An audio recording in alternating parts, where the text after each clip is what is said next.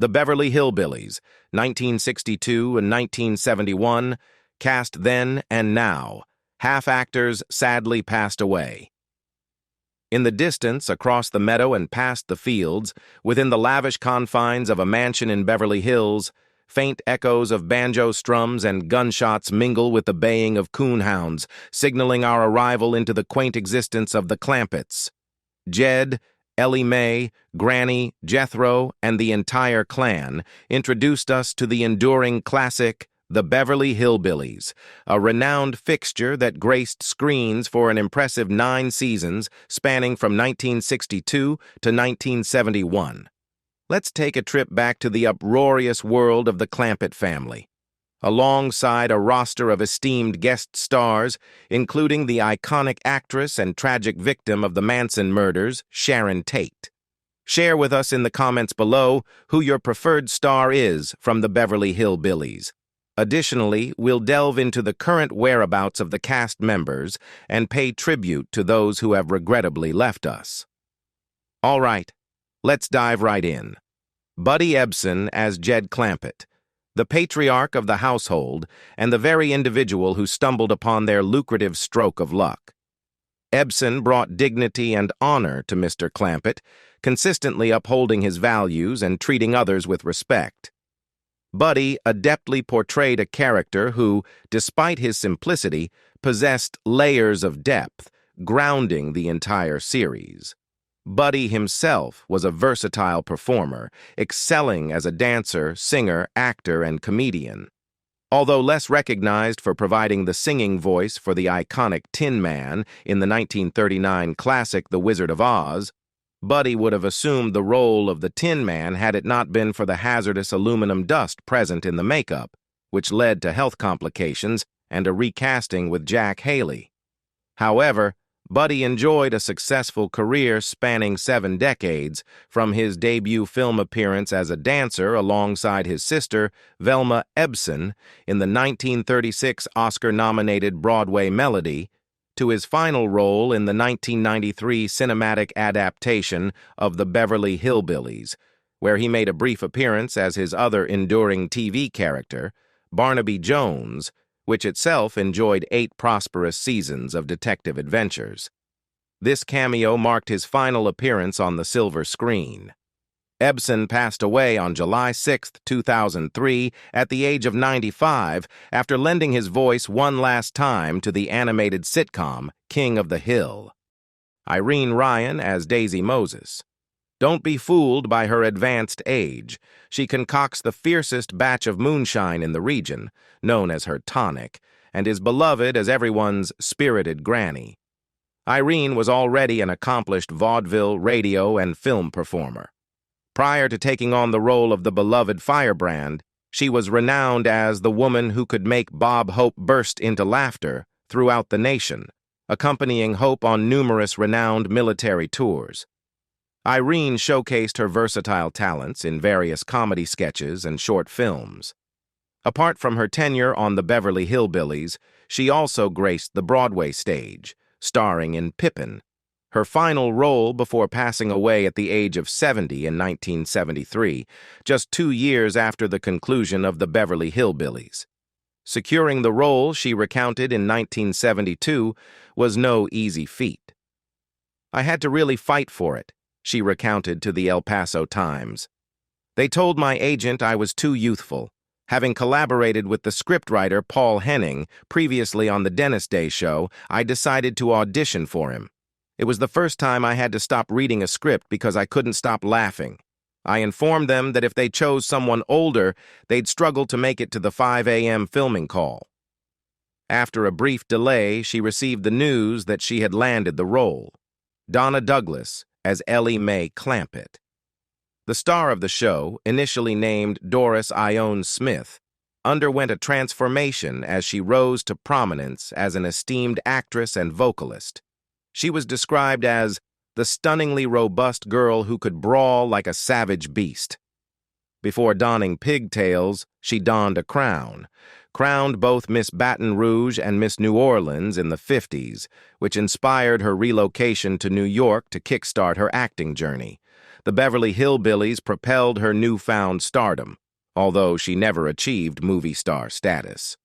One notable film role Donna secured was opposite the king himself, Elvis Presley, in the musical Frankie and Johnny. Donna transitioned into a gospel singer, releasing her inaugural album in 1982, followed by several gospel records.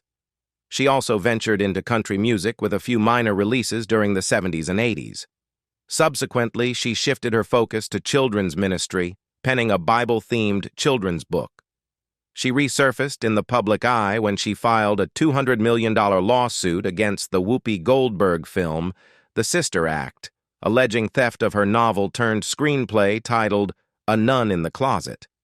Following an unsuccessful lawsuit, she retreated from the spotlight until 2011 when she initiated legal action over the unauthorized use of her likeness for a new Barbie doll, reaching a settlement this time. Tragically, she was diagnosed with pancreatic cancer and succumbed to the illness in 2015 at the age of 82. Raymond Bailey as Milburn Drysdale. Milburn Drysdale portrays the affluent bank president and immediate neighbor who forms a bond with his new client, the Clampetts, aiding them in managing their newfound wealth alongside his devoted assistant, Ms. Hathaway. Raymond Bailey flawlessly portrayed this materialistic contrast to Jed. Raymond's initial foray into acting as a young adolescent venturing into California was unsuccessful. Later, he was called to serve in World War II, where he was captured as a prisoner of war by the Germans. Bailey began experiencing symptoms of Alzheimer's disease around the time of the concluding episodes of the Beverly Hillbillies. Following the show's cancellation in 1971, he made only 2 cinematic appearances: the Disney films Herbie Rides Again, 1974, and The Strongest Man in the World, 1975, before retiring in 1975 due to the impact of the illness.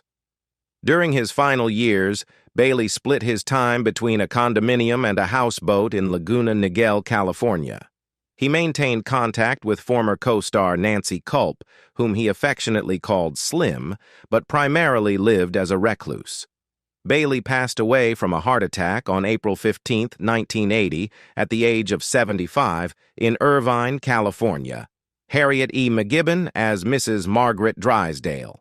Harriet E. MacGibbon is most recognized for her portrayal of the intolerably elitist, high-society Bostonian Mrs. Margaret Drysdale in the television series The Beverly Hillbillies. MacGibbon became a member of the repertory company of Edward Clark Lilly in Akron, Ohio. She then traveled to San Francisco, where she landed leading roles under Henry Duffy's direction. She shared the stage with notable actors such as Wilton Lackey, Edmund Breeze, Tom Wise, and Nance O'Neill, performing in productions like The Front Page and a coast-to-coast tour of Max Marson's The Big Fight, which commenced in Boston, made stops in New Haven and Hartford, Connecticut, and concluded at Cain's Warehouse in Los Angeles. She enjoyed a lengthy and illustrious career on Broadway, commencing in 1925 at the age of 19 with her appearance in the play Beggar on Horseback at the Shubert Theater. In the late 1930s, she starred in You Can't Take It With You, the Pulitzer Prize-winning comedy, at the Biltmore Theater in Los Angeles. From 1934 to 1937, MacGibbon portrayed Lucy Kent on the NBC radio soap opera Home, Sweet Home. MacGibbon entered matrimony at least twice, in September 1930 to producer William Reno Cain of Philadelphia, from whom she obtained a divorce in April 1942, subsequently tying the knot with writer Charles Corwin White. Their union endured until White's demise on Christmas Day in 1967. She bore one child from her first marriage, a son named William MacGibbon Cain, born in 1933 and deceased in 1977, preceding his mother in death. Harriet MacGibbon passed away at the age of 81. Linda Henning as Jethrine Bodine. She voiced the character Jethrine Bodine in the Beverly Hillbillies. Henning turned her focus to acting during her late teenage years. Her acting career commenced in 1953, with early roles in Rebel Without a Cause, Bus Stop, and Gidget. She portrayed a dancer in the Columbia Pictures production Bye Bye Birdie, 1963. Henning appeared in numerous musicals, including High Button Shoes, Brigadoon, and The Sound of Music. Her most prominent role was as Betty Jo Bradley in the CBS series Petticoat Junction, which aired from 1963 to 1970. She, along with Edgar Buchanan and Frank Cady, was one of the few cast members to stay for the entire duration of the show, appearing in all but 3 of the 222 episodes. Starting from the 6th season, fall 1968, until the series ended, she was credited by her full name. In later seasons, Henning, along with her television sisters, portrayed by Meredith McRae and Laurie Saunders, formed a trio and frequently performed duets with her co-star Mike Minor, who played Steve Elliott. Born in Los Angeles to television producer Paul Henning and his wife, Ruth, Henning tied the knot with Mike Minor in 1968, a year subsequent to the on-screen wedding of Betty Jo and Steve on Petticoat Junction. Shug Fisher as Shorty Kellums.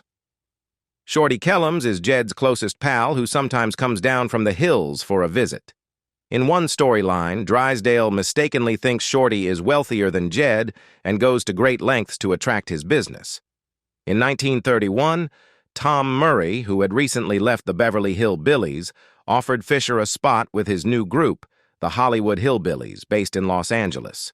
Fisher learned to play the bass fiddle with the group and claimed he was one of the first to play the instrument in a country band. The Hillbillies appeared on the Hollywood Breakfast Club radio show and were quite popular around Los Angeles, but had little income to show for it. A member of the John Ford Stock Company, Fisher had an extensive career as a character actor in Western B-movies and feature films, starting in 1943. Many of his early roles were as a performer with the Sons of the Pioneers in Roy Rogers' singing cowboy movies. He was also the voice of Uncle Pecos, an animated mouse, in the 1953 Tom and Jerry short, Pecos Pest, and is uncredited with the guitar improvisation on the cartoon's version of Froggy Went a Courtin'. Shug Fisher spent his final years living in Studio City, California. He died on March 16, 1984, after a lingering illness, with longtime friend Ken Curtis by his side in Woodland Hills in Los Angeles. Frank Wilcox as John Brewster. John Brewster is an oil executive from Tulsa whose company made Jed a millionaire after leasing Jed's land for oil production. Wilcox joined the Pasadena Community Playhouse. By December 1924, he headed the Frank Wilcox Company, which produced plays in venues that included the Lyceum in Baltimore. In 1927, he became a member of the Lambs Club. Wilcox became a contract player for Warner Brothers, beginning with the 1939 short film The Monroe Doctrine, in which he was chosen to portray the American statesman Henry Clay during the early 1820s. He played Abraham Lincoln as a militia captain in another 1939 film, Short Old Hickory, based on key events in the public career of President Andrew Jackson. His hometown of DeSoto, Missouri, hosts the Frank Wilcox Film Festival every March during the weekend closest to his birthday. An actor who performed with Wilcox, or those with Wilcoxian careers as character actors, serves as the guest host of the event. Wilcox's work on Broadway began with Yes or No, 1917, and ended with Parlor Story, 1947. Wilcox and his wife Joy had 3 daughters. On March 3, 1974, Wilcox passed away at his residence 10 days before his 67th birthday in Los Angeles. Mike Minor as Steve Elliott. Mike Minor portrayed Steve Elliott in the show. In 1961, Minor took on the role of Ray in an episode of My Three Sons, a series produced by his father. Prior to his portrayal of Steve Elliott on Petticoat Junction during seasons 4 through 7, 1966-70, Minor appeared as Dan Plout, the offspring of Kate's rival Selma Plout, whom Kate believed her eldest daughter Billie Jo would wed, in 11 episodes of the second season. As a child, Minor aspired to become a professional baseball player, but as he grew older, he shifted his focus to golf. He became a member of the Hollywood Hackers, a group of entertainment industry golfers who toured the country playing at prestigious golf courses and entertaining spectators. On July 22, 1961, Minor tied the knot with Manyan Ray Martini. The couple had one son before parting ways through divorce.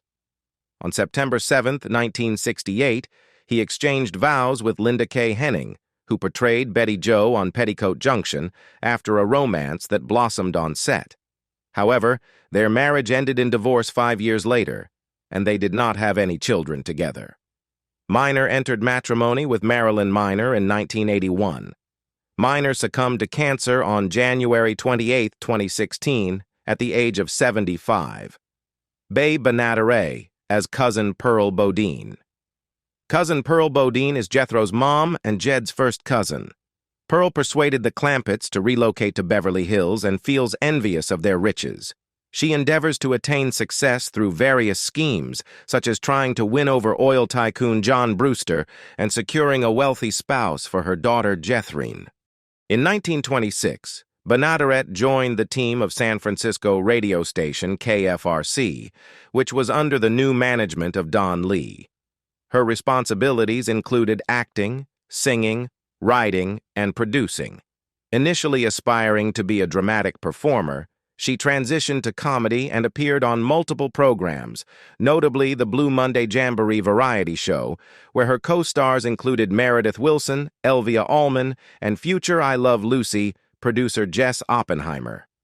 Benaderet and her first spouse, actor Jim Bannon, crossed paths while working at KHJ in Los Angeles. They tied the knot in August 1938 and had 2 children, Jack, 1940-2017, and Maggie, B, 1947. However, Bannon's demanding filming and touring commitments for his role as fictional cowboy hero Red Ryder strained their marriage, leading to Benaderet filing for divorce in September 1950. In 1958, Benaderet wed Eugene Twombly, a sound effects technician for movies and television who had contributed to the Jack Benny program.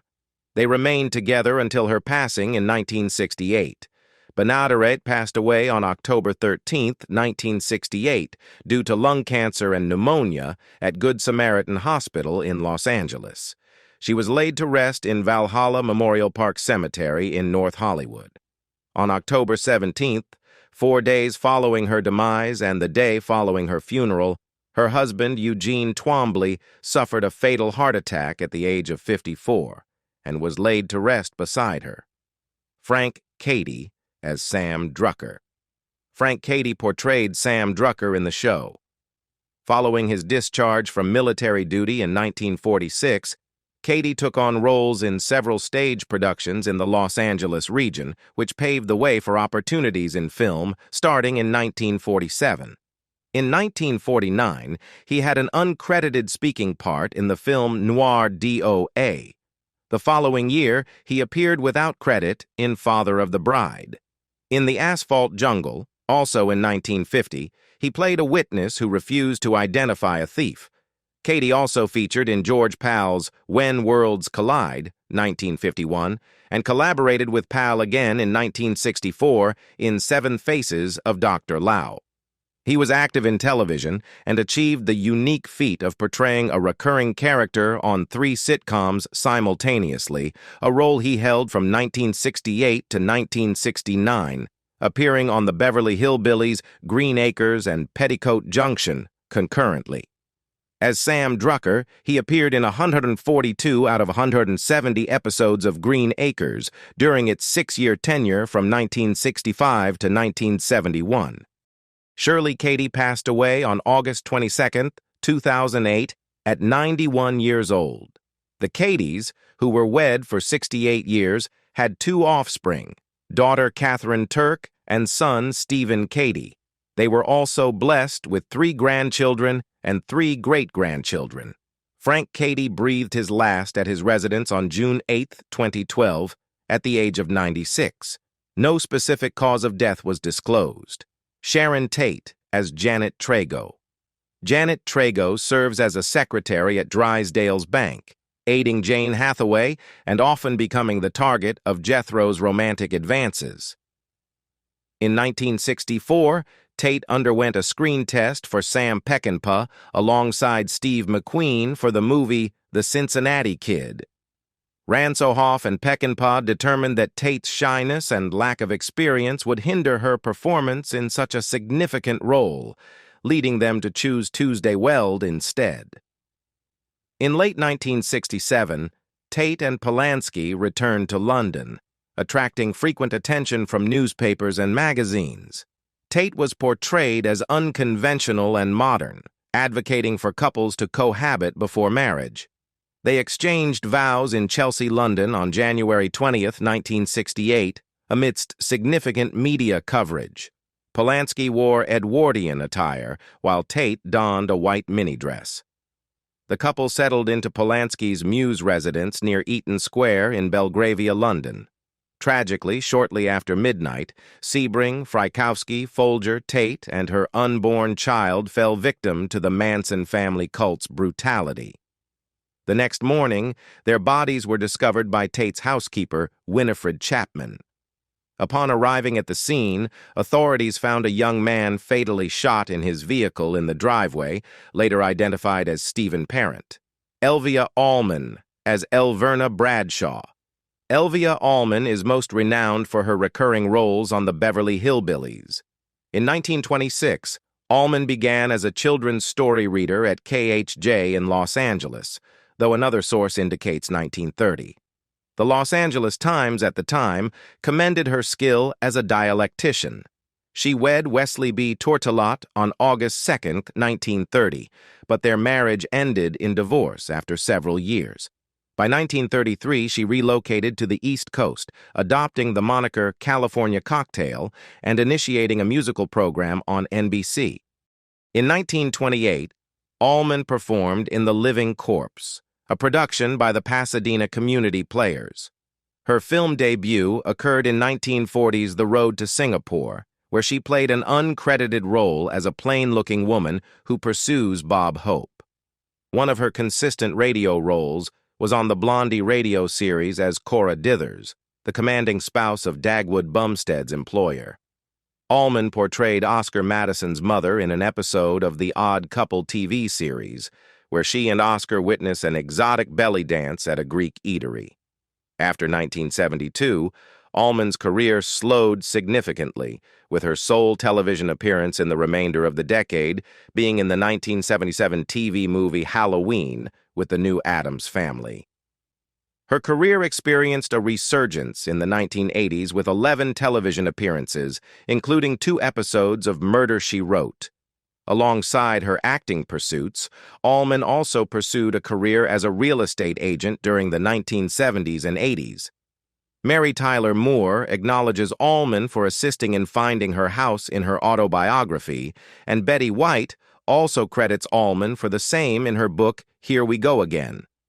Allman's final project brought her journey full circle, as she reprised the voice of Clarabelle Cow for the first time in over 5 decades in the Mickey Mouse cartoon feature adaptation of The Prince and the Pauper in 1990. Allman passed away in Santa Monica, California on March 6, 1992, from pneumonia at the age of 87. Larry Pennell as Dash Riprock. Larry Pennell is often recalled for his portrayal of Dash Riprock in the TV series The Beverly Hillbillies. During the baseball off-seasons, Pennell would return to Hollywood. Shortly after his contract was acquired by the Brooklyn organization, he opted not to attend spring training and instead embarked on his film career. Spotted by a talent scout, Pennell underwent a screen test at Paramount Pictures, where he was signed under contract, learning from acting instructors like Sanford Meisner and Stella Adler. Pennell's filmography includes roles in movies such as The Great White Hope, 1970, alongside James Earl Jones and Jane Alexander, where Pennell portrayed former heavyweight champion Frank Brady.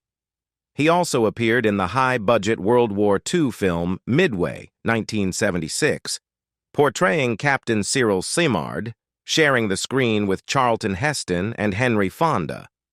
He had parts in other notable films like The Revengers, Journey Through Rosebud, and Matilda.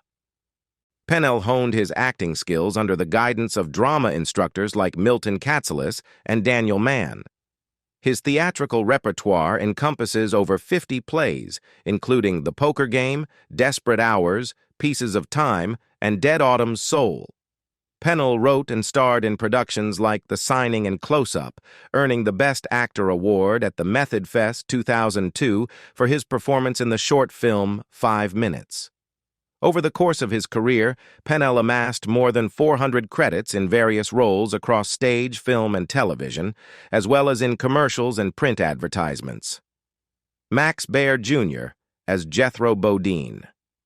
The kind-hearted and ambitious Jethro captures everyone's affection with his handsome appearance and relentless quest to find his place in the world, often getting sidetracked by the allure of California's beautiful women. It's not his fault. He only completed 6th grade and believes he's a genius. Max stumbled into acting when he was mistaken for James Garner in the Warner Brothers cafeteria. James had recently departed from Maverick, and a studio executive noticed his resemblance, leading to a contract signing.